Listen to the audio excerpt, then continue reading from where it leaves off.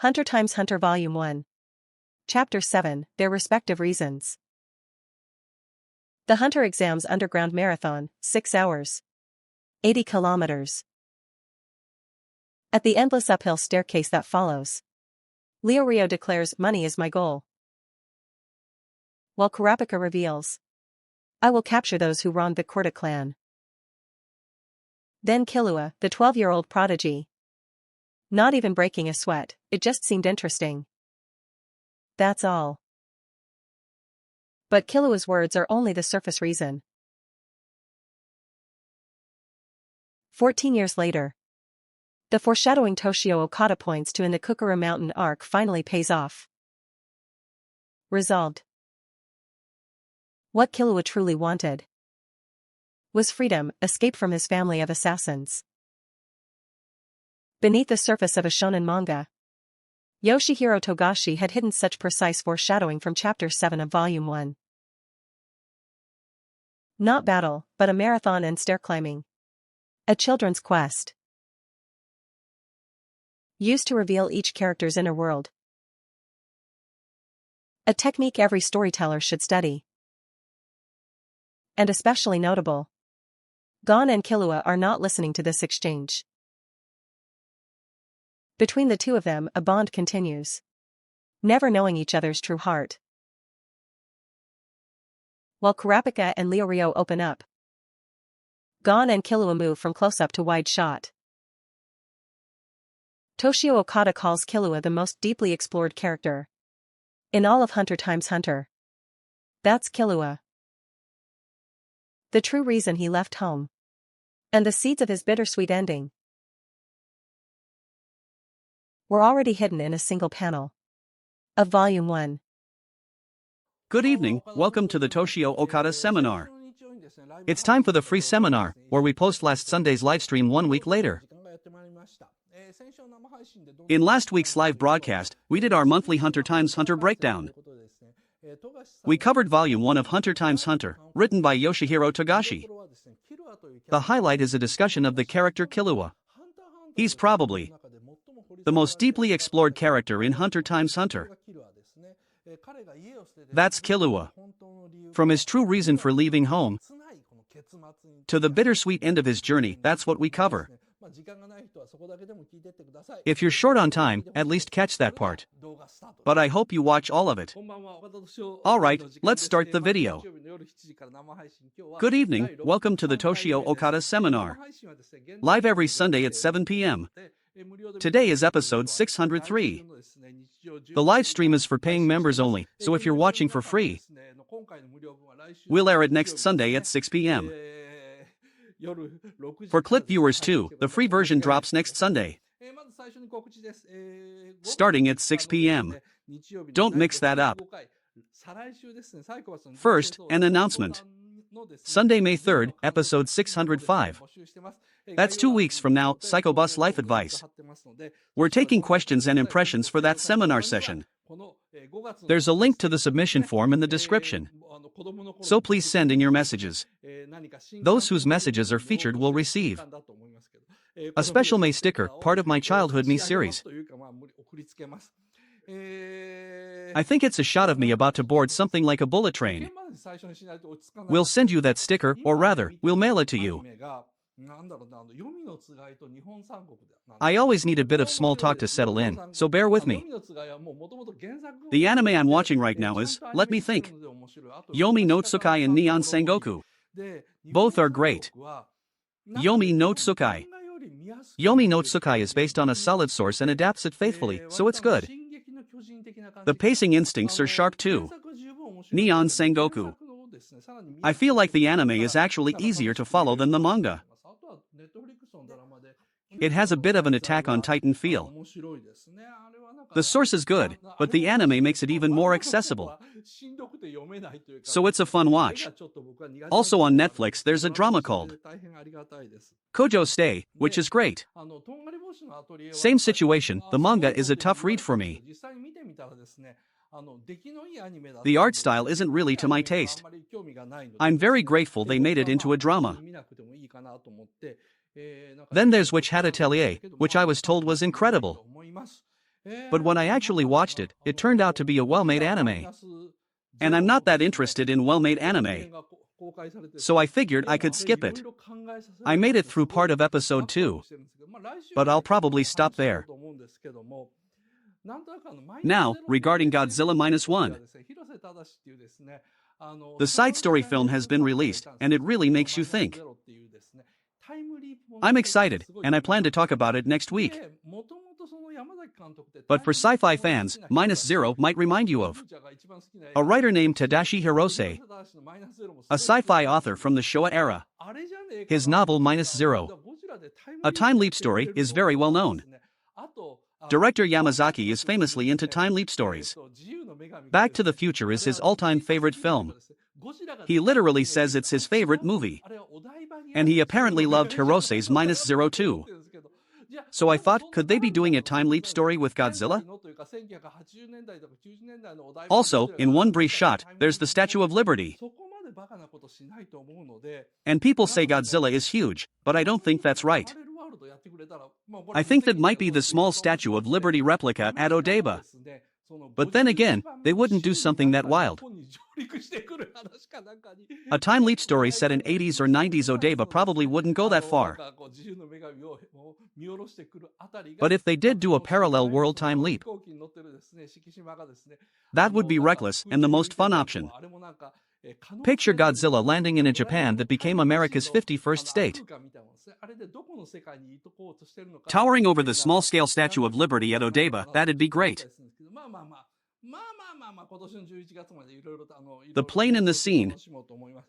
The island floating in the sky that could be the sea of possibilities. Like the space inside Doraemon's time machine. I wonder if we're watching them choose which world to go to. I might be overthinking it, but it's fun to imagine. Anyway, I'll enjoy speculating until November. I'll talk about that reckless theory next week, so look forward to it. Now, for today's topic. This is the second session of the Complete Hunter x Hunter lecture. We plan to do this once a month. We didn't finish session 1 last month. We only covered 52 of the 183 pages in volume 1, not even a third. So today I want to get through as much as possible. Let's start, as last time, with some clips from past seminar videos. From episode 179 on May 21st, 2017, starting at the 22:59 mark. Here's about a 1-minute clip. Here we go. The fun of the Hunter exam arc in Season 1 is the variety of the tests. There are officially 5 stages, but beyond that, there are preliminary tests just to reach the venue. And the tests to get to the Hunter exam venue, they're incredibly varied. And on top of that, to the very end. It's called the Hunter exam, but the kind of fighting everyone expects. Battles to determine who's strongest never happens at all. The exam ends without any of that. But somehow it still feels exciting. It's a brilliantly crafted structure. The tests themselves are split into 6 phases, starting with Phase 1. A test where you can't even reach the exam venue. The story moves at a fast pace. In the first official test, you just follow a man named Saditz. Just following him. Goes on for many episodes. It's like an obstacle course. A slowdown period to introduce characters. Right, my voice is fine now. The protagonist Gon sets sail from his hometown of Whale Island. That's the setup of episode 1. But the ship is in episode 2. Once they're on the ship, other Hunter exam applicants are flexibly aboard. But the captain uses the storm as a preliminary test, driving straight through it, causing terrible seasickness. Only Gon and 2 other suspicious-looking applicants remain. Everyone else jumps ship. Those 2 are Leo Rio, who wants to become a hunter to make money,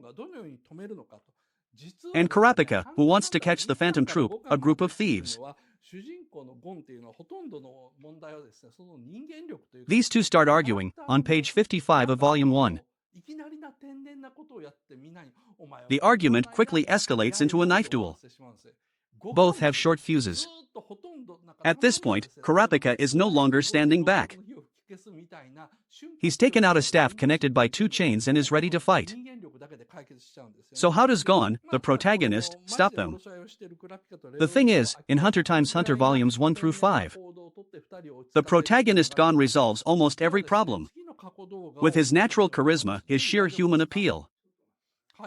He does something totally unexpected and disarms everyone, leaving them all just going, "What can you do?" and backing down. That goes on through all of volume 5. Every once in a while, sure, he shows off quick reflexes like blowing out a candle instantly, or athletic ability. But almost everything is resolved through that human magnetism. In other words, he does something so disarmingly innocent that even Kurapika and Leorio, who were literally fighting to the death, are left speechless. And the two calm down. That's the pattern. Now then, let's watch the next clip. Ready? Okay. The cue for the next clip isn't ready yet. So let me talk a bit more. The audio mixing was still rough at this point.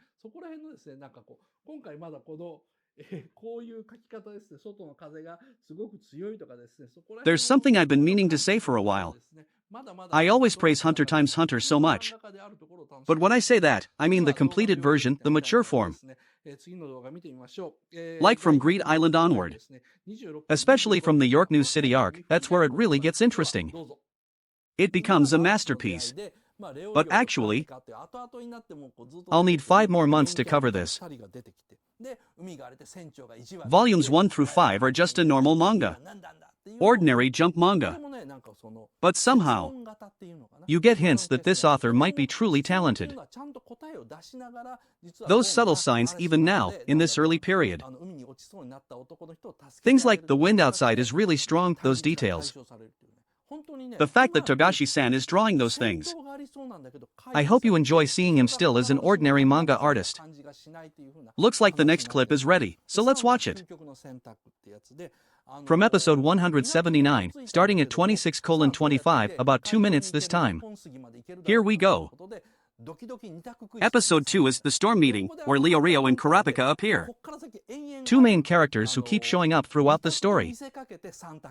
The sea gets rough and the captain is mean. He basically says, "Tell me why you want to become hunters." It's a question-type challenge, you could call it. A small questionnaire. But while they're answering, Gon actually saves a man who falls into the stormy sea. And that act resolves the conflict. The tension dissolves in a really elegant way. It feels like there's going to be a fight, but it's avoided. And it doesn't feel like a cop-out. Episode 3 is the ultimate dilemma. Episode 3, the ultimate choice, they've finally reached the port, but now they need to get to the lone cedar tree at sea. And they're given a high-stakes 2-choice quiz. Hunter x Hunter keeps presenting what look like binary choices but are actually 3-way choices. When they're stuck on this ultimate 2-choice quiz, Gon proposes a third option: thesis, antithesis, synthesis. He finds the synthesis to move forward. So in the first quest, getting to the exam venue, every challenge is resolved by Gon through sheer human charm. When Leorio and Kurapika clash, Gon alone races out into the storm to save the man who was blown away. Human appeal solving everything. The beast Kiriko is the same. With Kiriko, only Gon treats the beasts as individuals rather than animals. And because he can tell them apart, Kiriko is pleased and helps them. Again, Gon's human charm resolves it. Everything solved by Gon's human appeal. Episode 1, Set Sail. Episode 2, Meet Kurapika and Leorio. They finally arrive at the Hunter exam venue in Episode 5.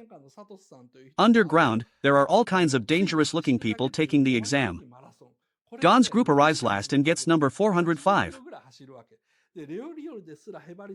There, an important character appears, the magician Hisoka. Magician is hard to say. Even harder than Char Aznable. The dangerous Hisoka and Killua, a genius boy the same age as Gon, both appear. Introducing them, Killua and Hisoka are key early characters. And I'm fond of them both. And then there's a veteran saboteur of elections. Not elections, a veteran at disrupting exams, a guy named Tanpa. And with that, the Hunter exam officially begins. We're on page 132 out of 158 pages and the first test only just starts. Follow the examiner's status, that's it. An endless marathon just following him. 6 hours of it. 80 kilometers or so. Even Leo Rio is about to give out, but that's where the genius boy Killua appears. Leo Rio is handling it with ease. So why do these people want to become hunters? Their motivations for becoming a hunter. Let's take a look at a past clip.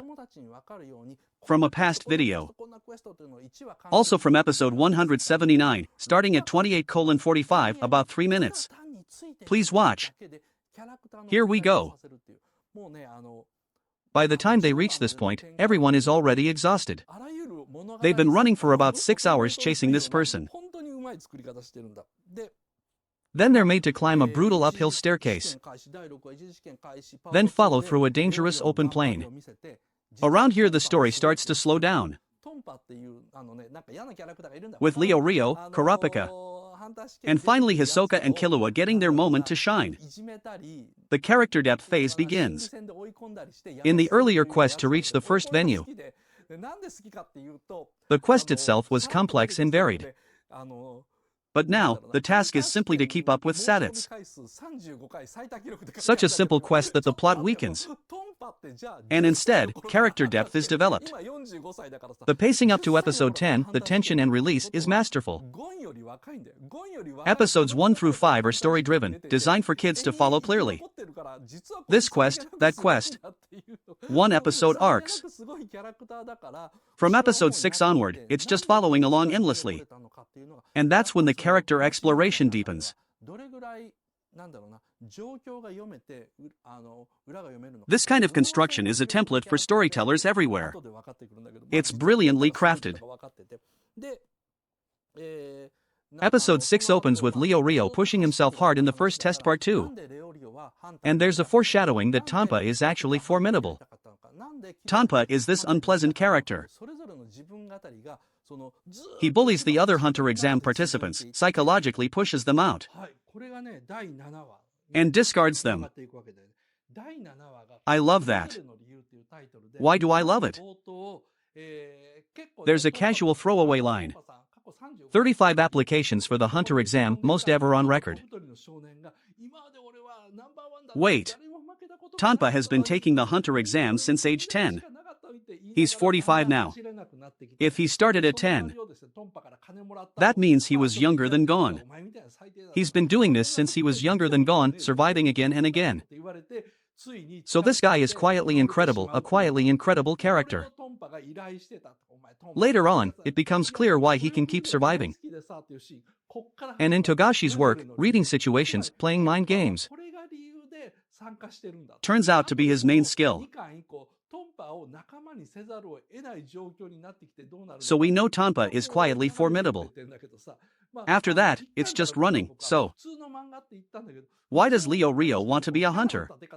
Why does Kurapika? Why does Killua? Each of their backstories unfolds as they keep running, leading into episode 7. Episode 7 is titled Their Respective Reasons. It opens with someone typing at a computer about Tanpa, your Tanpa-san, 35 applications, all-time record. Then, a slightly chubby boy says, I was always number 1. I've never lost to anyone. Everyone was just a stepping stone for me as he starts to slow down, unable to keep running. The people Tampa paid surround him, saying, "You're pathetic and worst performance I've ever seen. Never come back." He finally collapses. Tampa had orchestrated this. Hey, Tampa is a villain. But honestly, this is my favorite scene. That's how it begins. Their respective reasons. Tampa's reason for entering is this. In volumes 2 and beyond, they're forced to ally with Tampa. And we see how that plays out. I called volumes 1 through 5 ordinary manga. But even for ordinary manga, the character establishment is exceptional. At the very start, at episode 7, before anyone knows if the series will be cancelled, they begin with an obvious weak character saying he can't run anymore. A kobold type collapsing, losing a brave choice. To start that way. And just when you think the underground marathon is over, they start climbing an endless staircase. Sorry, I should clarify. In the title, their respective reasons. That's reason number 1. Tampa's reason for taking the hunter exam: he loves seeing others humiliated. He loves seeing the look of despair on their faces. Then come reasons 2 and 3 of their respective reasons. Leo Rio desperately climbs every step. He almost gave up once, but declared run without restraint and is now running shirtless. Seeing Leo Rio push himself so hard, Kurapika has to ask, is money really your only goal? Leo Rio, can I ask something? You really just want to be a hunter for money? This is episode 7. But Leo Rio doesn't answer. You, I could tell after just meeting you. You might be worthless. But not only that. I sensed there had to be a reason. But he doesn't answer. He says nothing. So Kurapika decides to reveal his own motivation. Why won't Leo Rio answer? Because, as Kurapika told the captain,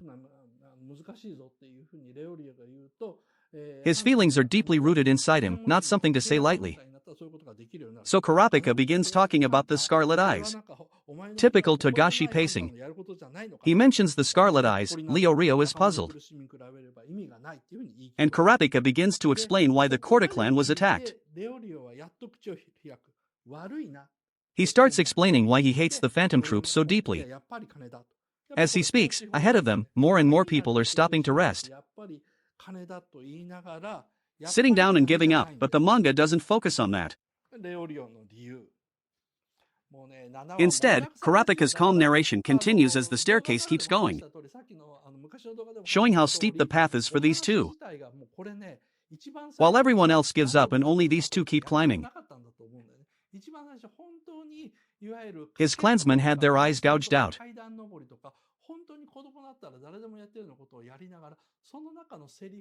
And he says he can still see them in his mind. He will capture the Phantom troop. He will reclaim his friend's eyes. Not kill, capture. Kurapika's sense of justice and balance is fascinating. Normally in moments like this, you'd say kill or defeat the Phantom troop. But he says capture and reclaim their eyes. When Leo Rio says getting close to them will be hard, Kurapika replies, a hunter can do it. A contracted hunter for the wealthy, that's how it becomes possible. A contract hunter for the rich? Isn't that the kind of dishonorable hunter you despise? My pride means nothing compared to my friend's suffering, he declares. Hearing this, Leo Rio finally speaks. Sorry.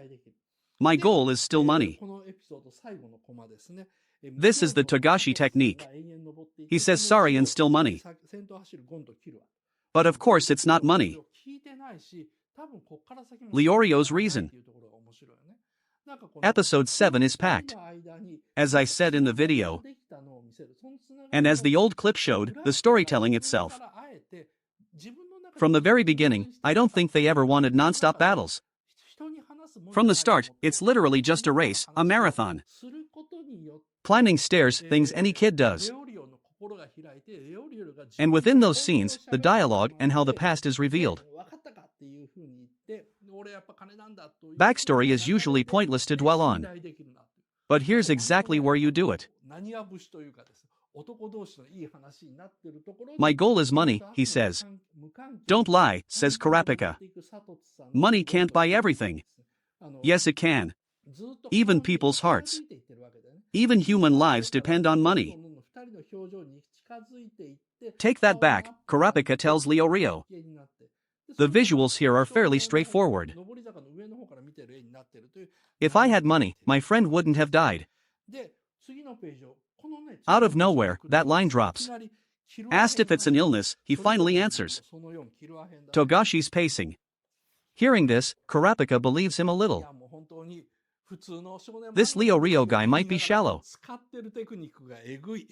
Might be an idiot. But there's something genuine inside him, he can be trusted. The final panel of this episode.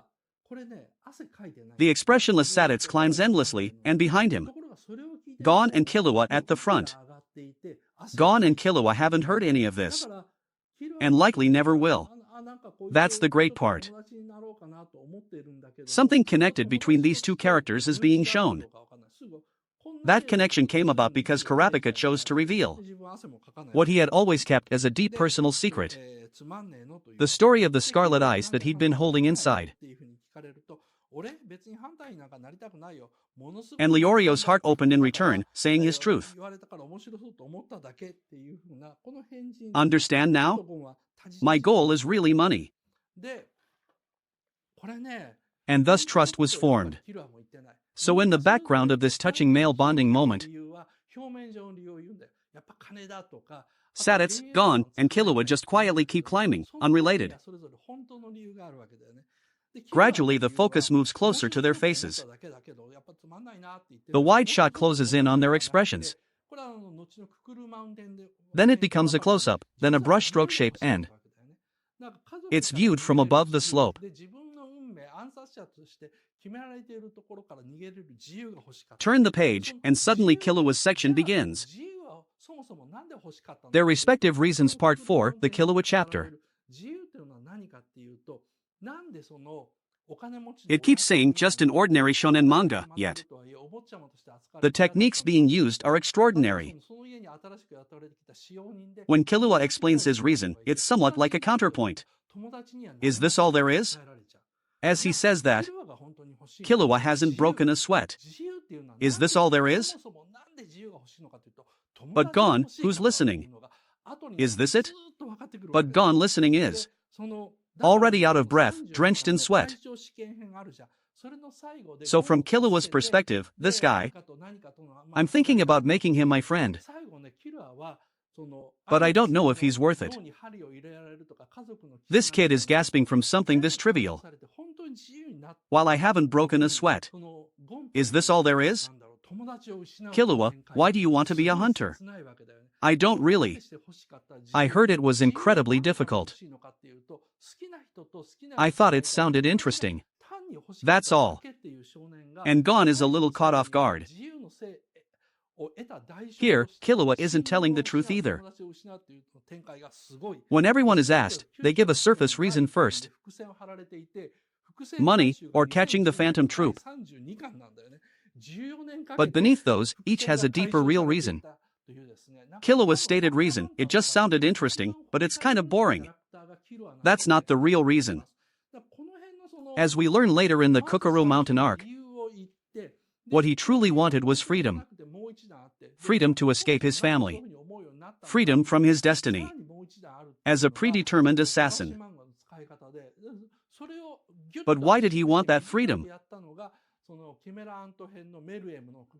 That too is revealed in the Kokoro Mountain arc. What is freedom? Why? Even living in a wealthy mansion with a set future as a young master. Why was that so unbearable? For instance, a newly hired servant, a girl around his age. When he says, "Let's be friends," she says, "I cannot be your friend." So what Killua really wants is freedom. And why does he want freedom? Because I want a friend. That slowly becomes clear later on. In volume 32, there's the chairman election arc. At the end of it, he saves Gon, and there's that whole exchange.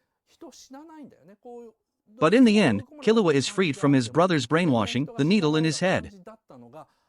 Released from all the family bonds, truly free at last. But then the friend he had gone is lost. That's so heartbreaking.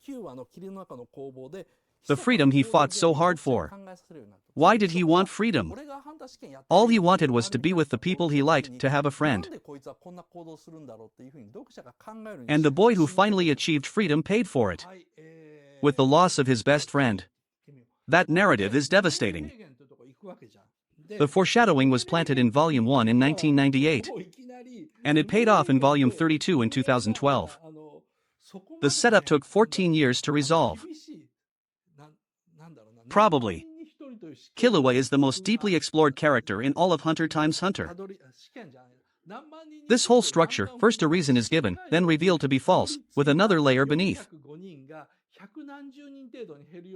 And then, why did he come to feel that way? There's yet another layer below that. That's the Togashi technique, compressing it tightly. Is what you see in the Maruum section of the Chimera Ant arc. That's what makes it so interesting. From here, they climb stairs for hours and finally emerge from underground. Another clip. From the 31:29 mark. About a minute this time. Please roll the clip. After entering the Numero wetlands, the creatures living there seem to be the greatest threat. But within that danger, Hisoka appears, a character who remains completely unpredictable. To the very end. A wild card, you could say. Like a joker in a card game. And this guy suddenly starts killing people around him. Up to episode 8, no one dies in Hunter x Hunter. Even in dire situations, nobody dies. But from around episode 8, one after another. People who simply entered the Hunter exam with no crimes start dying rapidly. Just for taking part in the Hunter exam. Innocent people start dropping constantly. The tone shifts. Episode 9, Battle in the Fog, is where the story starts making readers think about Hisoka's logic. Hisoka declares he'll just run his own Hunter exam. And starts killing the characters around him. The reader is led to wonder, why does this guy behave this way? Alright, moving on. They enter the Numero wetlands. And right away, people there, who had survived incredible odds to reach the exam venue. 1 in tens of thousands.